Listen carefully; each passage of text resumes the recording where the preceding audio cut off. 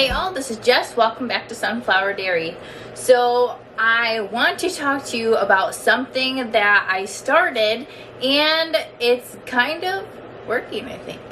So I started a little experiment this fall with my pepper plants, which is what these are. And you're probably like, what in the world? Those look like sticks. Well, let me explain. So these were actually big, beautiful pepper plants that were out in the garden. They were thriving. They were producing peppers. And I heard that you can overwinter peppers. So here's what I did. So in the fall, I dug up my pepper plants. And they say that you have to cut off all the growth points as far as all the limbs and everything off your pepper plants. So I did that. I trimmed them down and everything. And then they also say to take off all the foliage, all the leaves, all the flowers. So I did that as well, which makes them look like just sticks.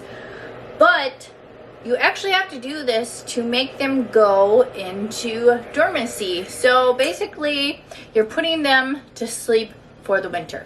So I dug up my peppers, I trimmed them down, I took off all the leaves, all the flowers, anything that it was producing, and then I dug up all the roots, and then I put them into pots. So I have brought them inside, and they are just overwintering in here. So to do this, basically, you don't have to do anything fancy.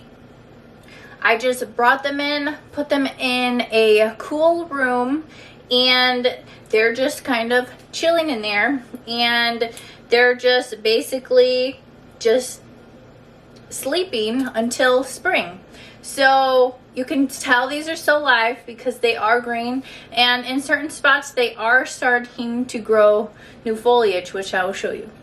So as you can see on this one here, see all these little leaves that are starting to regrow? That means that these are still alive.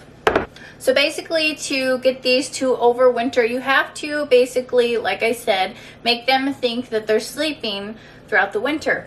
So you are keeping them cool. You don't have to have any fancy light systems or anything. And you just water them every once in a while. You know, you keep an eye on the soil, you know, see if they need water, but you don't want to overwater these, because if you overwater them, they're going to start rotting. So just water every once in a while when they seem like they need it, and you're just going to, you know, basically just let them, you know, do their thing over the winter. Now, if you didn't know this, pepper plants, where pepper plants actually live and grow, are actually perennials. So us here, since we get cold, harsh winters, you know, pepper plants freeze and die. But in the places where they actually grow and they're native, they're actually perennials, which they can actually grow to be really tall and huge, almost like trees, you know, like some people say like 10-foot tall pepper plants. That's crazy. So doing this is just a way to kind of overwinter them, you know, just like if they were where, you know, they grow natively, you know, they would kind of go through a rest period, you know, when it was the cooler months, and then, you know, they would come out of hibernation in the spring, which is basically what we're trying to do here. So I'm excited to see this spring how these all do. But by doing this, we're basically giving our pepper plants a jump start. So if you were starting little tiny baby seedlings for peppers, you know, they would take a very long time to mature. Just like these we started last year for seedlings.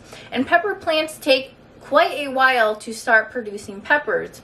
They take quite a few weeks, and the temperature has to be just right for them to start growing. They don't like to be too cold, and then if it's too hot, they don't like that either. So you kind of have to have the perfect atmosphere for your peppers to grow and thrive quickly. So doing this is just kind of giving them a jump start, and you have more mature pepper plants. So as soon as it's warm enough to start your garden outside, you can put these outside, and then they're going to start growing their foliage back, and then you're going to start getting peppers very quickly. way more quickly than if you started little seedlings.